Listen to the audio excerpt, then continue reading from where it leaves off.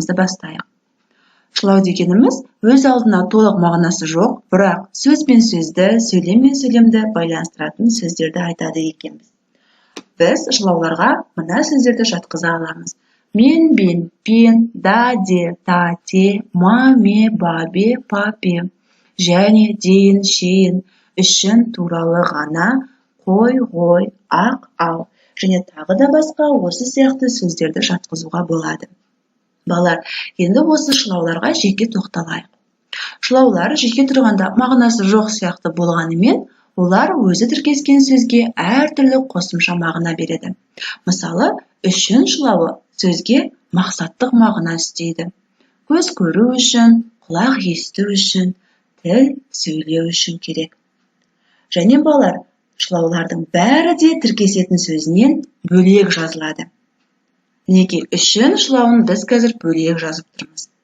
Тек қана балалар бізде ақ, ау шылаулары ғана өзі тіркескен сөздерден дефис арқылы бөлініп жазылады. Мысалы, менің білетінім осы-ақ, туған жер сен бәрінен де ыстықсың ау.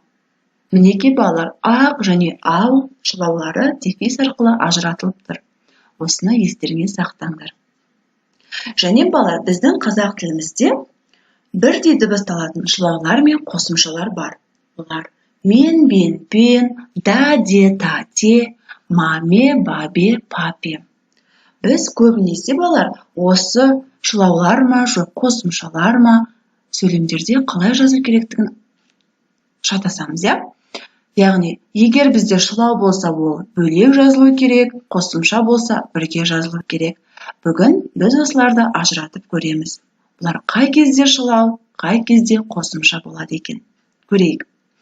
Мен, бен, пен тұлғаларының шылау немесе қосымша екенін ажырату үшін және сөзмен ауыстырып қараймыз. Егер ауыстырғанда сөйлем мағынасы өзгермесе, онда олар шылау болғаны. Мысалы, үйрек пен аққу жүзіп жүр. Қазір балалар пен сөзін және сөзмен ауыстырып көрейік. Үйрек және аққу жүзіп жүр. Балалар, сөйлемнің мағынасы өзгерді ме? Жоқ, өзгерген жоқ. Келесі сөйлемді көрейік. Арман мен Гүлсім бір сыныпта оқиды. Арман және Гүлсім бір сыныпта оқиды. Мұнда өзгерді ме? Жоқ, мұнда да өзгерген жоқ. Олай болса, пен және мен бізде шылау болады екен, және бөлек жазылады. Ал егер және сөзмен ауыстыруға келмесе, онда олар қосымша болады. Мысалы, інім үйрекпен ойнап жүр. Қане және сөзін қойып көрейікші. Інім үйрек және ойнап жүр. Келеді ме балалар ауыстыруға? Жоқ, келмейді. Гүлсім арман және бірге келеді. Мұнда да келмейді, Гүлсім арманмен бірге келеді. Яғни, пен және мен бұл жерде қосымша. Және балалар, қараңдаршы, қай септіктің жалғауы болады? Көмектес септігінің жалғауы болады екен. Жарайсыңдар балалар. Жақсы, келесі шылауларға көшейік. Да, де, та, те.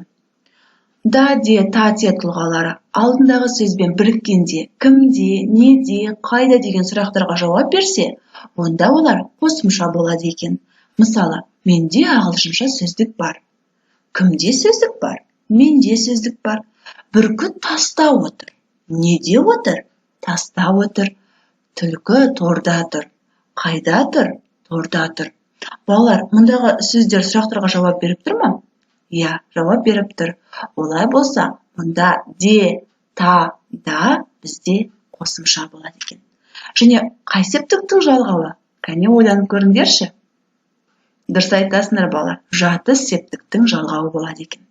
Ал егер осы кімде, неде, қайда деген сұрақтарға жауап бермесе, онда олар шылау болады екен. Мысалы, мен де шет тілді үйреніп жүрмін.